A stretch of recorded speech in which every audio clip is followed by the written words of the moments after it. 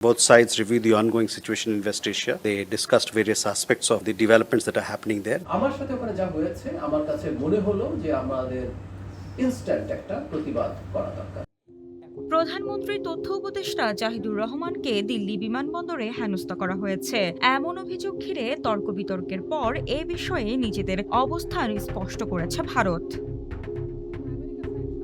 ভারতের পররাষ্ট্র মন্ত্রণালয়ের মুখপাত্র রণধীর জসওয়াল দাবি করেছেন জাহিদুর রহমান ব্যক্তিগত পাসপোর্টে সার্ক ভিসা নিয়ে ভারত সফরে গিয়েছিলেন। সম্প্রতি একটি সম্মেলনে অংশ নিতে তিনি দিল্লি যান। তবে বিমানবন্দরে ইমিগ্রেশন প্রক্রিয়ার সময় কিছু জিজ্ঞাসাবাদের মুখে পড়েন তিনি। বিষয়টি যাচাই বাছাই করে দেখা হয় যে তার সফরের উদ্দেশ্য একটি বহুপাক্ষিক বৈঠকে অংশ নেওয়া। পরে তাকে প্রবেশের অনুমতি দেওয়া হয়।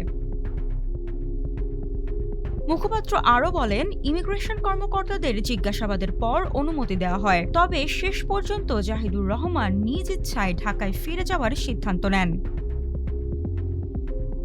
এই ঘটনায় দুই দেশের মধ্যে আলোচনা ও প্রতিক্রিয়া তৈরি হয়েছে। এরই ধারাবাহিকতায় ভারতের পররাষ্ট্র মন্ত্রণালয় তাদের অবস্থান পরিষ্কার করল।